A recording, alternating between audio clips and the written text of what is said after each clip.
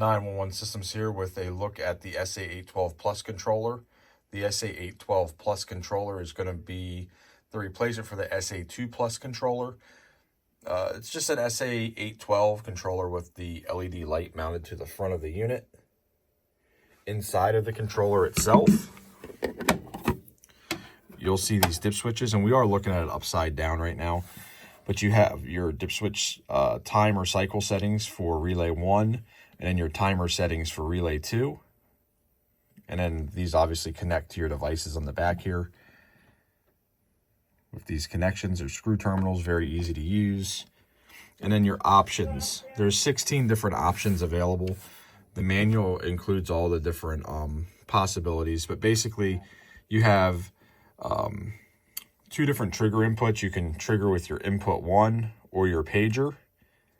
So input 1 is really designed for a button, or you could connect a second pager to this.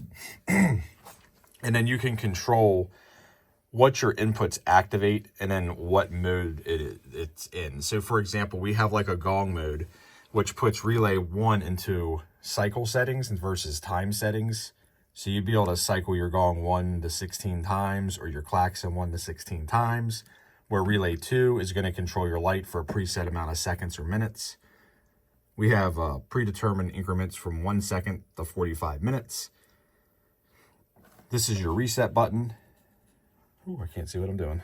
This is your reset button here if you need to reset the unit or stop all relays. And then these buttons you see here basically are for changing the flash patterns of the connected light. So if we had an activation, and I'm going to show you an activation with this klaxon up here. And before I do that, I'm going to change this to 1 cycle so we don't have to listen to it for too long.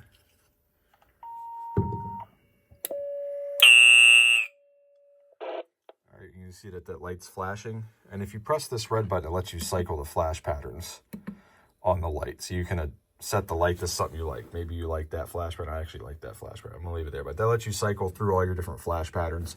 If you have a light that has multiple colors, then these buttons would also allow you to control the color and the flash pattern. This particular light just lets you choose the flash pattern, which is by the red button. It's a pretty straightforward setup. It plugs right into the DIN port on the back of your Minotaur pager amplified charger, or I'm sorry, your Unication amplified charger or your Minotaur amplified charger. And then it plugs into the back of the controller here, same way.